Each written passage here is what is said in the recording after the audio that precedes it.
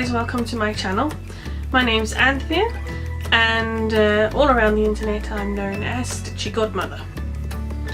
So today I'd like to take part in the Seamstress Tag, which was started by Holly Sews, who kindly put forward a whole bunch of questions that seamstresses have been answering from all over the world, and I've been finding it very interesting to watch their replies and see all the different backgrounds we have.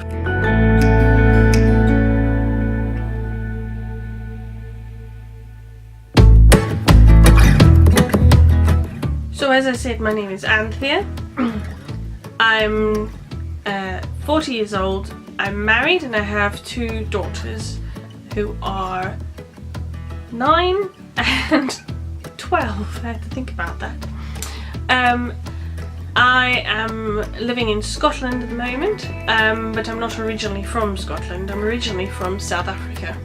I have lived here in the UK for 20 years now, and I've moved around quite a lot, but for the last 10 years, the last 10 years I have been just outside Glasgow, and I'm really enjoying this area, and I feel like I have, made friends and put down roots, which has been great.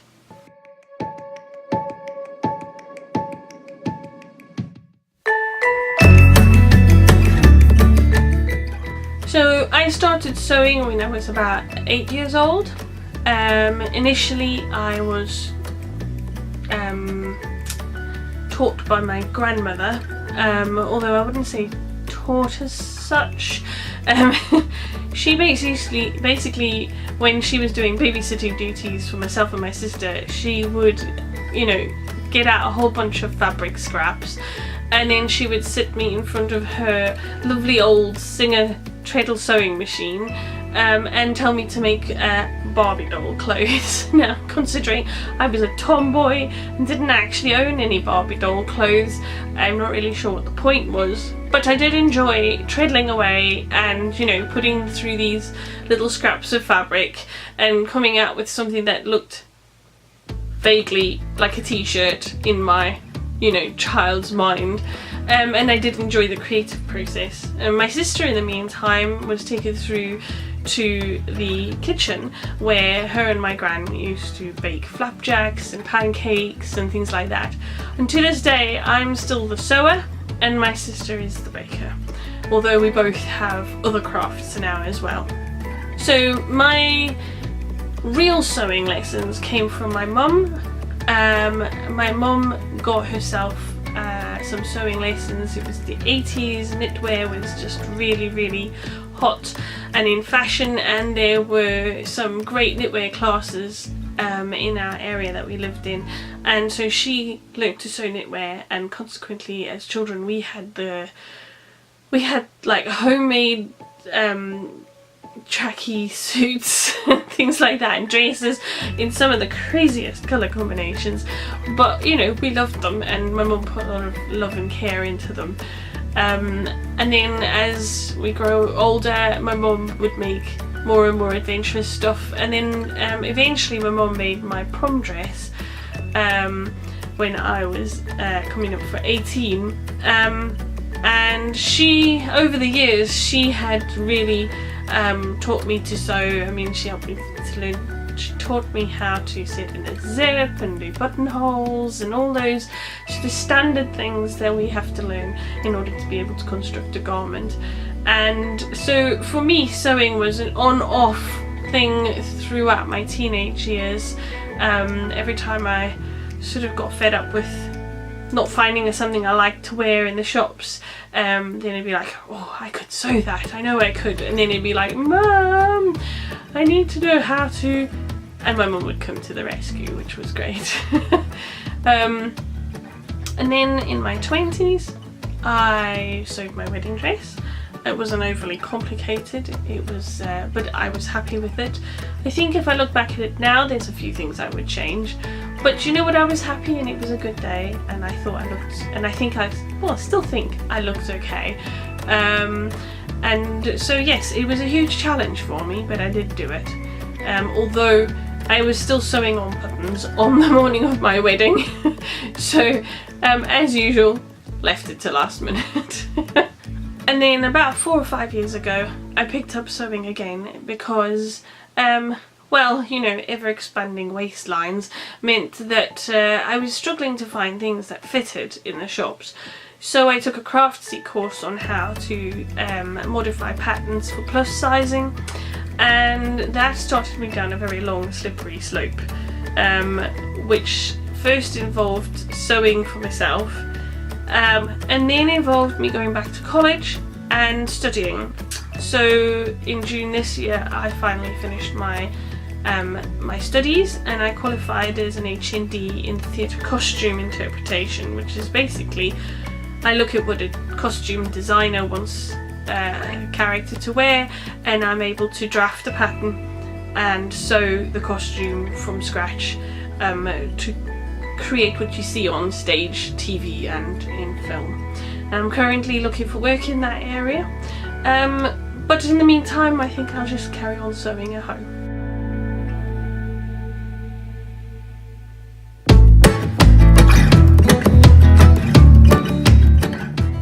So my favourite makes are generally the ones I can wear, which is not a lot at the moment because my college work really did take out of my time for sewing for myself, and at college we generally sewed for a model, so I didn't really get anything for myself to wear out of college, but I did get a lot of skills and techniques. So one of my missions is to start making more me-made clothes. I do have a couple of pieces which I do wear regularly, and I find them a lot more comfortable than shopboard, so my aim is to continue building that me-made wardrobe, and I'd really like to take part in me-made May next year, which would be lovely. But my proudest make, two really, I think. Both of them were projects from my second year.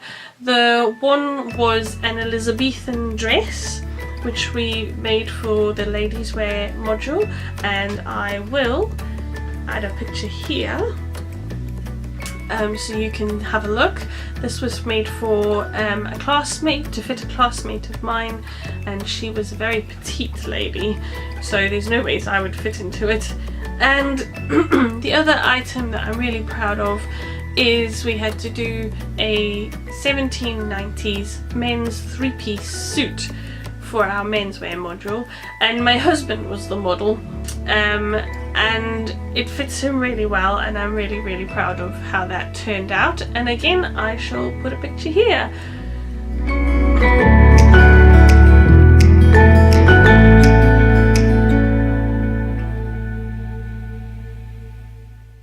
Oh, now my most disastrous make. Well, I've had a few borders, as you could imagine. Everybody does when they're learning, but I think for me it was probably a red sheath dress I tried to make when I was about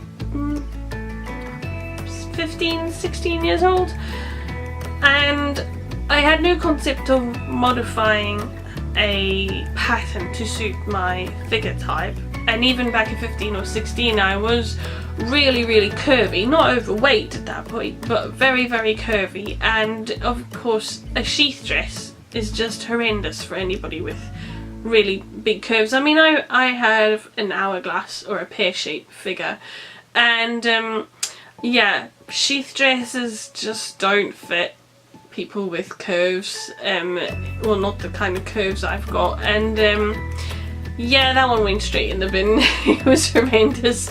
Needless to say, the event I was wanting to make it for, I ended up buying something and having to wear, you know, ready to wear, because it just did not fit. So it went in the bin. It would have been lovely though. It was bright red and I rather liked it, and I liked the colour, but it just wasn't going to fit.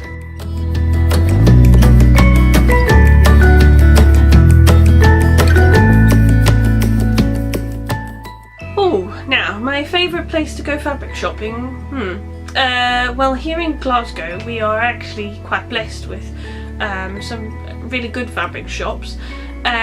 So I tend to shop at Mandor's. They are a family run business, I think. They were right in the middle of Glasgow city centre. They have some really great fabrics, both in terms of interior decorating fabric and you know, clothing. So I quite like Mandors. They can be a little bit on the pricier side. The other one I like is Cotton Print Factory. They tend to specialise in cottons, but you do get a lot of variety within that. And again, they have both decor and dressmaking fabrics. And then sometimes I buy wholesale stuff, like a lot of my threads and things. I buy from a wholesaler called Texcraft, but I only discovered them in the past 2 years. And I've bought, you know, you have to buy things in bulk, so really only things that, you know, I'm going to use a lot of interfacings or calico, threads and things like that. Otherwise, I tend to buy online. I don't really have a favourite online supplier. I tend to have a browse around. I know what I'm looking for. I'm looking for a specific fabric or a specific type of fabric. So I tend to search for the fabrics and just see which supplier has what I want in.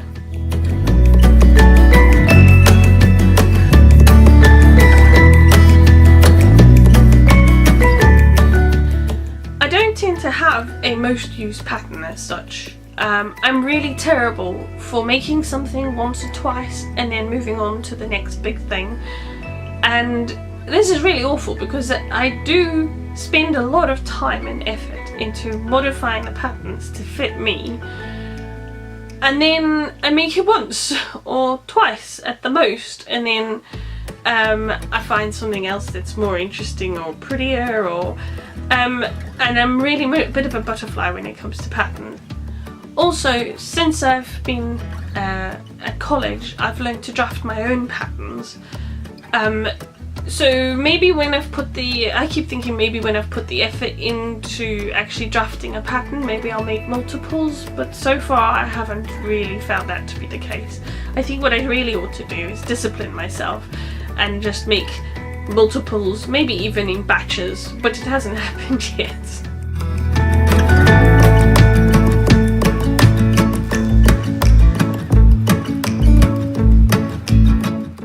As a home sewer, I always used to hate, absolutely hate, having to unpick things, and also to having to stitch things by hand.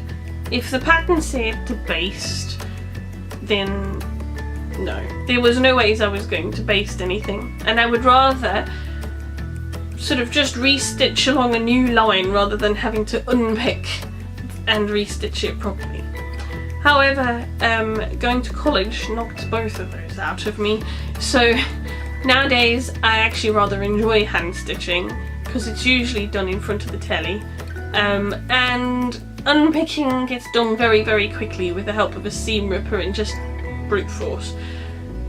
So it really doesn't bother me as much as it used to, but certainly as a home sewer I used to hate doing those two.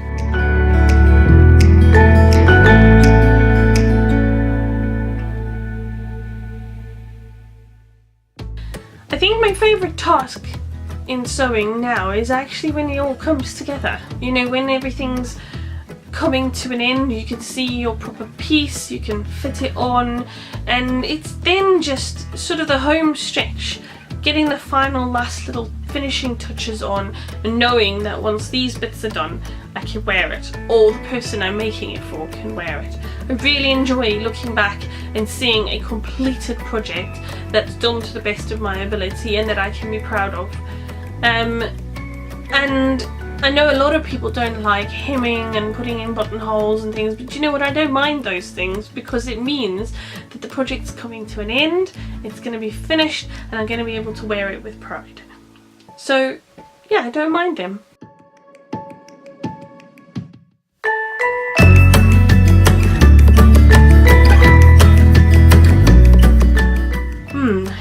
Favourite sewing entertainment? I don't know really.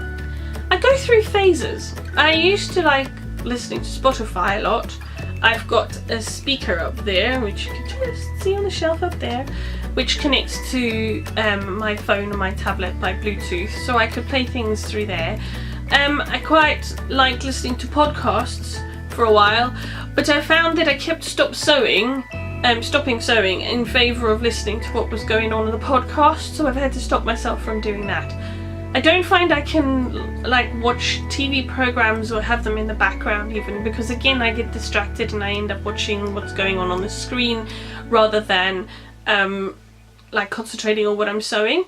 So probably just some good music or even silence. I don't mind sewing in the quiet, it just depends on how hard I have to concentrate or how much I can sort of just let go and be free with what I'm doing. So that might even be influenced by what project I'm doing, because obviously some projects are a lot more intensive and you have to concentrate a lot more, and then others are really quick and easy, so you could put the music on and have it blaring in the background. So yeah, it's a bit of a difficult one to answer that.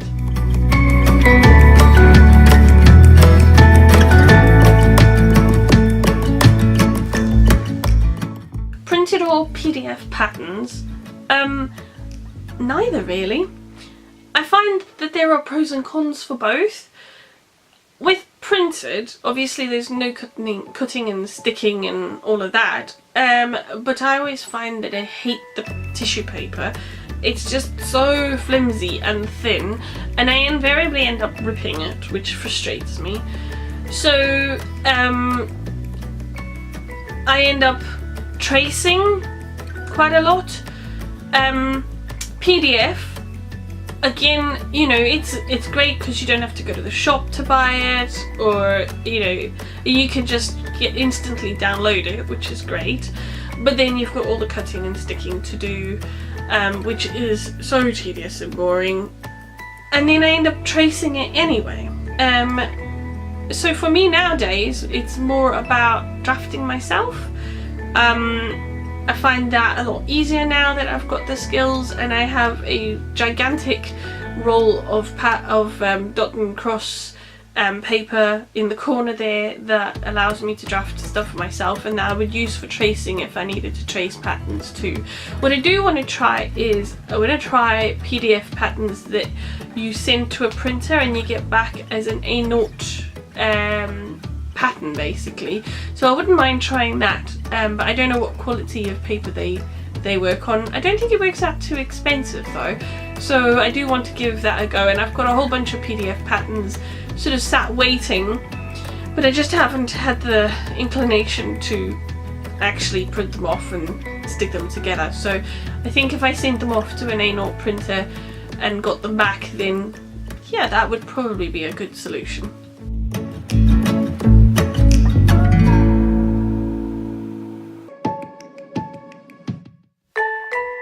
So my sewing machine is the one you can see behind me here. This is my Brother industrial sewing machine. I bought that nearly 2 years ago while I was at college. I just bought it second hand off Gumtree, and I really bought it because with the kind of work I was doing for college, really heavy duty stuff, it was much easier to have an industrial machine. We had industrial machines at the college, but the college is over in Edinburgh, which took me an hour and a bit to travel to every day.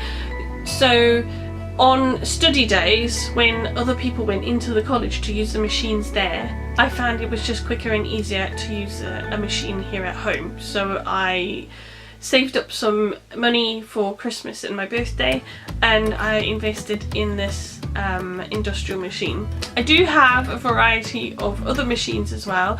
I have a Janome domestic machine, which I can't actually tell you what the model of that is, and I also have a Janome overlocker, and then my daughter has a Singer traditional, which I use occasionally. And then I've just recently been given a lovely vintage JD Williams & Co.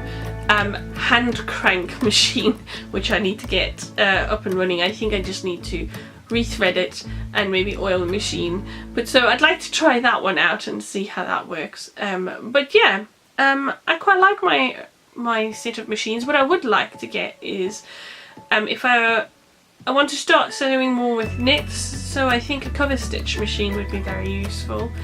And I would like to get an embroidery machine, like with all the all singing, all dancing kind of thing that attaches to a computer. But they cost an awful lot of money, so I don't think I'll be getting one of them anytime soon.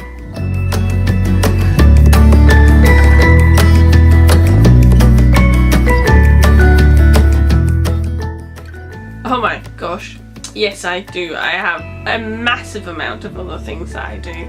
I used to do paper crafting. I'm in the process of clearing out all my paper crafting stuff because I just don't have the time for it anymore. The other things I do is I knit and crochet, although I would say crochet is probably more the main one out of those two. And I also spin my own yarn, so I have lots of fibre floating about the house as well. And I also like to sketch and draw and take photographs and read, but I don't get a lot of time for reading anymore. But to be honest, the main one is sewing, and that can be hand sewing or machine sewing, so even like cross stitch and embroidery would be included. And yeah, but yes, I am what they call multi-craftual.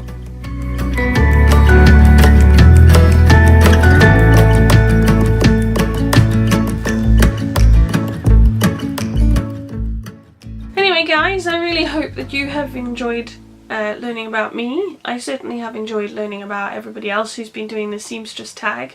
I think it was a great idea, and I really want to say thank you to Holly from Holly Sews for thinking of this and for putting it out there. It's been great to take part in and really got me thinking about some things. I would really appreciate it if you guys could comment or subscribe to my channel. It's only starting out, but I promise you that there's going to be a lot more content coming. I really want to show you the kind of stuff I'm making in terms of costumes and historical costumes, and also I'm planning to start doing capsule wardrobe sewing for myself. So I'd really like to invite you to come along on that journey with me. So click on the little red button to subscribe so that you don't miss out on any of those videos. Anyway guys, I'll see you soon. Thank you very much for watching. Bye!